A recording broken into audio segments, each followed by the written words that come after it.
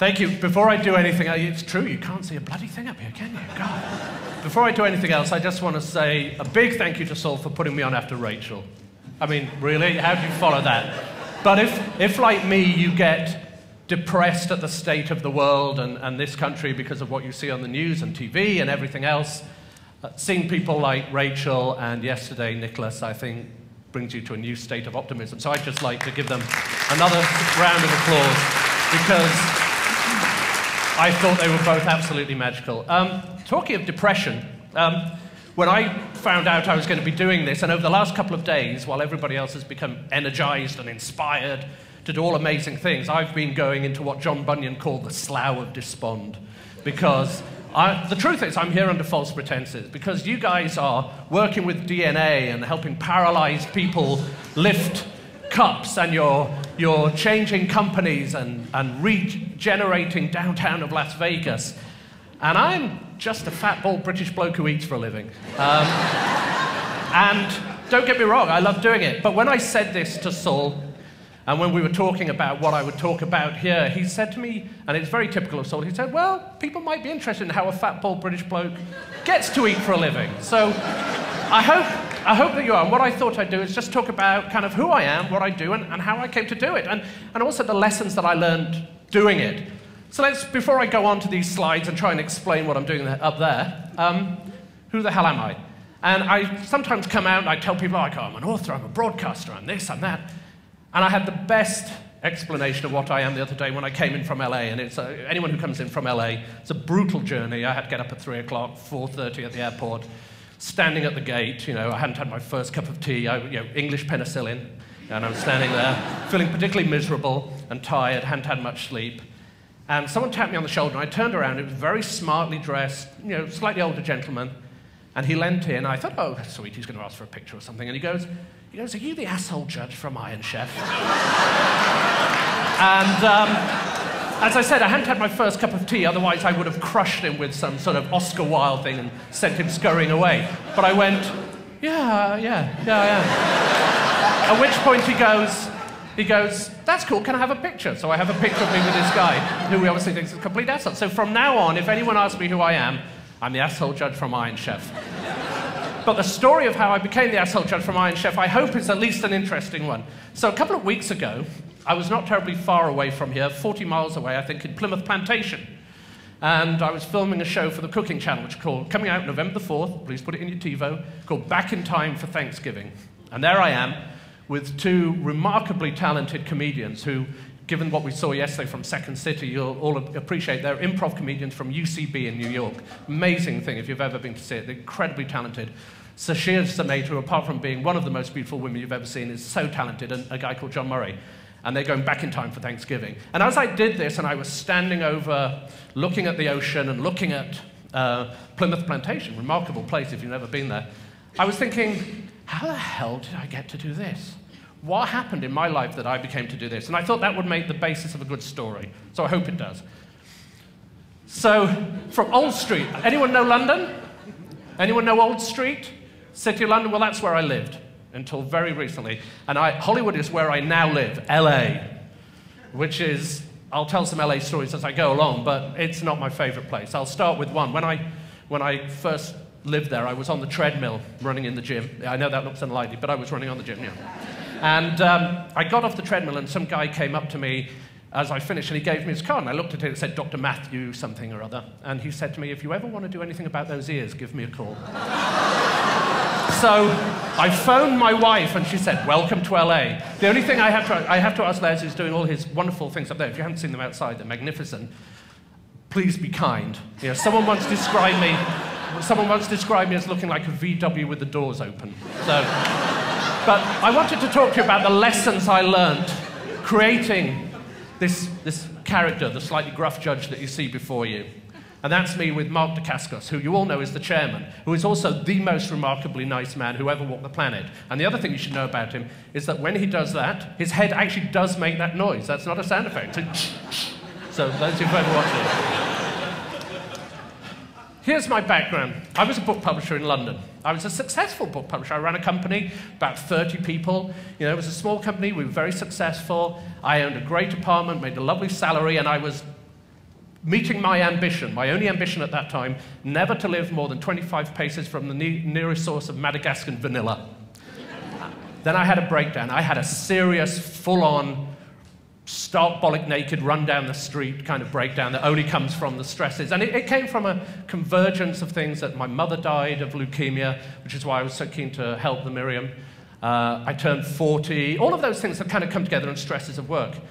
And I realized I was having this breakdown because I looked at one day at work and I realized I'd sent 42 emails that just say, I hate my job. And I thought, God's telling me something. So I went home, and we've heard about therapy, people playing, people talking for therapy, people painting for therapy, wonderful stuff, and for me it was cooking. So I began to cook at home to kind of save myself. And literally I cooked a dish that's called life-saving dal. It's our family version of chicken soup. And I actually give a recipe for it in my book, and it saved my life. But while I was cooking this, I looked up and I found a notebook, and this notebook was something that somebody had given me. And when I turned 40, someone sent me on an Anthony Robbins course. You all know Anthony Robbins, the kind of freakishly tall guy who punches the air a lot. And is there anyone here from Anthony Robbins courses? Good, because it was bloody awful. It was bloody awful. It was full of Americans going woo and running around a lot. And I tell you, if they ever expect you to go woo at the citizenship ceremony, I'm screwed.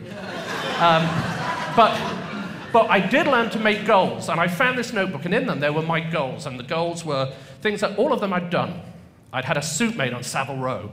I had my teeth fixed. I had very British teeth. They looked like an abandoned cemetery. So I had them all fixed. They're rather beautiful now, I think. I ran a marathon, which is the toughest thing I've ever done. But at the bottom, I'd written 4 words, and they became the mantra for my life, for what I am now. And they simply said, go everywhere, eat everything. And those words just hit me. They hit me in the face, you know. And the next day, I went in, I spoke to the owner of the company, and I said, I'm leaving. I'm going around the world to eat. And she said what so many people have said to me since. She said, can I carry your bags? And this was me just knowing where I am on the Great Wall of China as I went around the world, clambering up a rather decrepit part of the China. But what was I going to do? How did I decide to go around the world, and why was it eating? Well, food is an obsession in our family. We always say in the Majumdar family, our way of saying I love you is going, will you be eating that sausage? And all our family are obsessed with food. And I had a blog. I was one of the early adopters of food blogging, one of the very early adopters of food blogging. And I run this with my brother. My brother's called the Great Salami in our family, so even our nicknames are about food. And that comes from one time when he was babysitting us when we were very young, and he created himself as a god of the house, 20 Broom Lane, Rotherham, South Yorkshire. And we all had to get on our knees and worship him and go, oh, salami. And he took on the name the Great Salami. So Robin and I ran this blog, and it became very successful. And food became to inform everything of our life, and we became very powerful restaurant critics in London, which was an extraordinary circumstance. So food is what I did. Had I been a guitarist, I'd gone around the world and played music. You know, had I danced, I'd have found people to dance with. Nobody wants to see me dance. I'm just making that very clear. So I went around the world, and I decided that this was my passion. And I think that's one of the keys of all of this. Find your passion. I can see I'm running out of time rather quickly. But I said, make life a project. You have to make sure that everything you do has a point. Purposeful. That's one of the great words I've heard come out of this last 2 days. Purposeful. And I decided that I wanted it to have a purpose. I didn't think that I was going to write a book, but I wanted there to be a reason I was doing it. So I sat down and treated it like a business. I got up every day. I went to the gym. I came and sat at my desk, and I started planning. And it ended up, here's my first 2 books. The first one is on sale downstairs, Eat My Globe. I went to 31 countries. I've now been to 71 countries to eat. And what that's done is it's given me, I guess, a reputation for having knowledge about food, and that's what I did. The next thing was to invest in yourself. And I think there are 3 ways that you can invest in yourself when you go around the world. This is me about to get on the train to go along the Trans-Siberian Express. And I was actually in Beijing at the time. And I'm going to share a story with you because I said I wouldn't. I'm warning you now, this is a story about Chinese train station toilets. So if anybody wants to leave the room, don't say I didn't warn you. So just before this session, one of the reasons why I'm looking quite green there, and a lot more skinny, but a little green, is that I decided if anyone's ever been on Chinese trains, they'll know that the toilets are quite revolting and that the smell can rip the skin off your face at 30 paces. So I decided I was going to go to the toilet in the train station, Chengdu train station. I thought, oh, well, this will be better. I went in, and instead of cubicles, there were just 6 holes in the ground. There were 6 gentlemen, trousers down, squatting, doing what comes naturally. What made it worst of all, and why I looked like that, is 2 of them thought this was the perfect time to eat a plate of noodles. And I said in my book at the time, I said I didn't know which end the slurping was coming from. Now, here's the thing. You're all going to go home, and all your friends and family are going to go, oh, how was BIF? And instead of going, oh, I met this man and this person who did this, you're going to go, oh, I had a horrible story about Chinese toilets. But investing in yourself, investing money, you all know, the capital expenditure it takes to create a new project. I have now spent $350,000 traveling around the world. Every penny I have. I live in an apartment probably about as big as this. For one reason, my wife and I want to travel the world and eat, go everywhere and eat everything. I'm very fortunate I met a woman who could do that. You have to invest time. I gave a year of my life, and I continue to give my life towards this mantra of mine, go everywhere, eat everything. And thirdly, you have to invest emotion in it. And it took over my life, and it's taken over everything that I do, and all my waking thoughts are about how I can fulfill this mantra that I gave myself and how it can put me in contact with amazing people. This is one of the most important lessons I've learned. This is a quote that was given to me by Anthony Bourdain. I'm sure there's nobody in this room who doesn't know Anthony Bourdain, the most remarkable man. And I wrote to him and I said, I'm going on this journey. We've met a couple of times through various food things, but we don't know each other at all. And have you got any advice? And he said, I love your writing on the blog. I like you. You should do a book. And that's how the book began. He said, put this on the front of your proposal. It will help you sell it. What a remarkable thing for someone to do. What a remarkable thing. And it made me realize that one of the key things we should all do in this life is seek out help. If there's anybody here who doesn't realize that whatever you do and whatever field you're in, there's someone better, you're an idiot. And if there's anyone here who doesn't go and seek out that person and find out why they're better, you're a bigger idiot. And I'm very lucky. I get to sit every time I do Iron Chef or Next Iron Chef next to probably the best person in the whole of food TV, Alton Brown.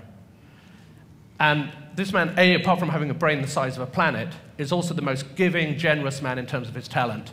And I sit there, and it's basically a university of food TV, and I ask him questions, and I learn from him every day, and I'm very proud to say he's become a friend. But I think this is one of the biggest lessons. Seek out help from those people you know are better than you, and accept it without ego. And that's very hard for somebody who works in TV to say. I was actually going to call this slide, Don't Work with Assholes. But I thought I probably need to be a little bit more positive. So everything about what we do, everything, is about people. It's about connecting with people. It's not just about making money. It's not about just creating new and wonderful things. If they don't impact on people in the way that we saw John's remarkable work do, then it's not worth it. These are Perty and the Princessa, who are an elderly couple who no one will know up in the very, very, very north of Finland, who found out about what I was doing, invited me for a meal. I made my way up their tortuous journey, and they cooked me a meal that everything was grown or caught on their land. It's probably the finest meal of my life. And they're now my friends, in the same way that Saul and Susan are now my friends.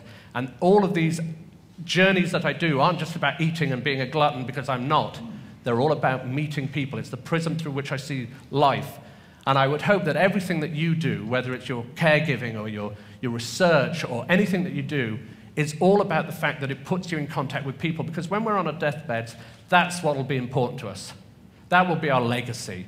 It will be the number of friends, the number of connections, the number of random collisions that we've made in this world. And it's all about the people.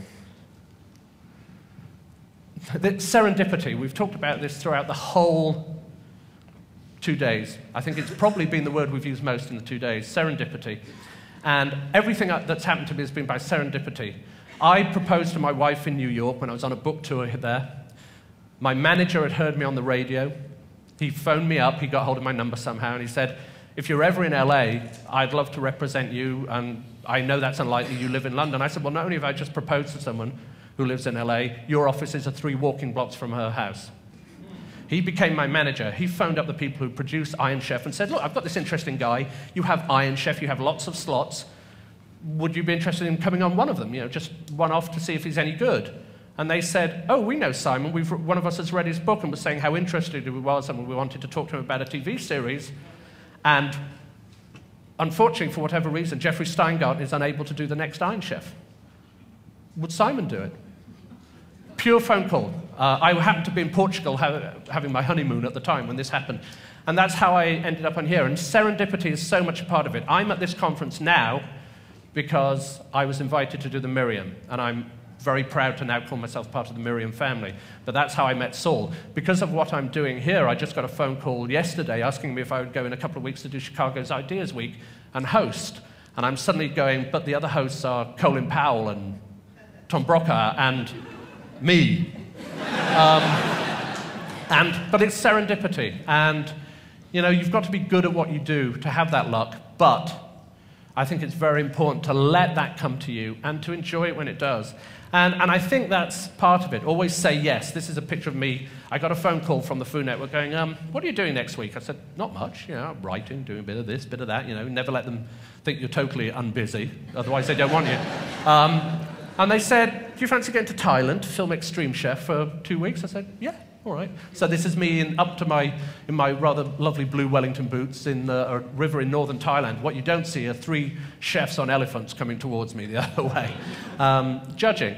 But I think that's one of the things that is most important in anything that we do.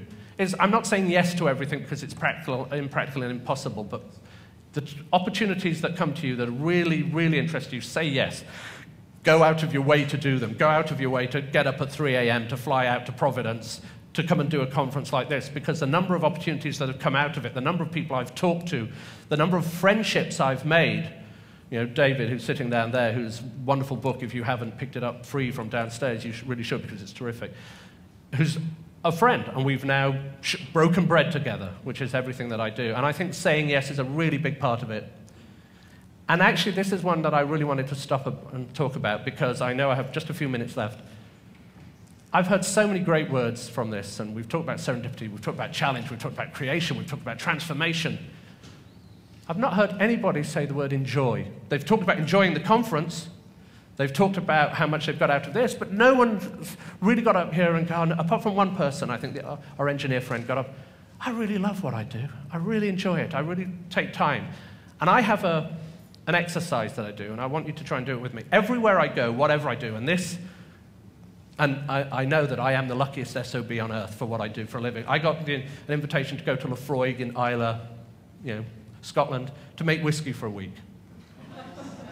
Thank you very much. And I make a point. I stood outside after a week of making whiskey. I actually just was given my bottle of whiskey that I made. And I'm staring at the ocean, which you don't see there, and I make a point of stopping, taking a breath, looking at where I am, trying to implant something in my mind from that moment. So at any point, if someone says, what was that like? I can use that anchor and go, yeah, that was what it was like. Remind the feeling. So I just want you just to take 10 seconds. Now, we're going to be quiet, and think about something. You can look at the picture of me, I mean, if that's what turns you on. But probably you want to look at maybe the big letters. That's what I did yesterday. I stood in front of the letters. You may not see me just for about 10 seconds. I just looked at them. So I just want you all to stop, think about something in this conference, whether it's a thought that you've had, a person you've seen, an image that you've seen. So let's just 10 seconds and just go, let's enjoy that moment. Give yourself an anchor to remember why this is so remarkable. And trust me, I've been to a lot of these things, and this is remarkable.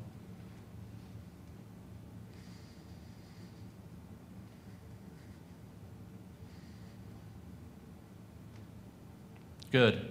So I hope you'll remember that and try and do it, because one of the things about entrepreneurs like yourself and innovators is that you're always moving forward. You're like sharks. If you stop, you'll die. But sometimes you forget to enjoy what you've created and enjoy the opportunities that you've been put in. And I get so many opportunities and so many phone calls going to remarkable things with my life that I make a point of making sure I remember those. And it's one of the things I really wanted to kind of promulgate. And finally, I just wanted to talk about this. One of the things that I think all innovators have is you're always planning. Even though I want you to remember it, you've always got to think about what comes next. So I'm already planning 3.0. My next move is I'm becoming an American citizen. Now, I have to say, coming from Europe, I wonder whether I'm going to get stabbed for this. I always thought becoming an American citizen meant gaining 200 pounds and having a lobotomy. But, oh, boo him, boo him. But one of the things I've learned from living here is that there is truly no other country like this on earth. Nowhere on earth would a bloke who looked like me get, at my age, 48, I know I look a lot younger, 48, get to the opportunity to do what I do, to reinvent himself. This is a land not just of opportunity, but of recreation. This is a country that's reinventing itself on a daily basis, and it truly is an extraordinary place. One of the reasons I put that there, because this is a request. I'm going round the world, round the United States, and I'm inviting the United States to tell me what it means to become an American citizen through one thing, and you can guess what that is, given what I've talked about, food. And I'm already getting hundreds and hundreds of invitations, but I know there are people here, I guarantee all of you, you're all foodies, at least most of you are, or at least know some, will have an idea. And I want you to get in touch with me and say, hey, what if you came here and did this? I already had people saying, well, come down to Kentucky and make whiskey with us. Come to the world's biggest barbecue competition. Come and hunt with us up in Wisconsin. Come and do this. And I want more. I want them to flood in. I want to find out what this country is through its food. So, Fed, White and Blue, which is my new book and TV project, which will be coming in the next year that I'll be working on it. And I really would love anyone here to be part of it. Two things before I disappear. One, let's talk about enjoying yourself. I always say people here, I don't never ask people to stop and smell the roses. I always ask them to stop and smell the chicken. So I'm going to ask you, at some point in the near future, go and put a roast chicken in the oven. The greatest smell on earth. There's no smell like it. Roast a chicken, sit down with a glass of wine, or if you're Rachel, a glass of pop, and just smell it. Just let that smell come over you. Enjoy the waft. Remember how important food is. It's universal, as you found here. Everywhere in the world I go, people want to share their food with you. It's the one thing that combines us all. For our politics, our religion, all the craziness in this world, the one thing we all do together is break bread. So I'd love one of you to at least to email me and go, you know what, I did. I made a roast chicken, I had a glass of wine, I had a great time. And the other rule, just to bring back again, just to finish with, is don't work with assholes. Thank you very much.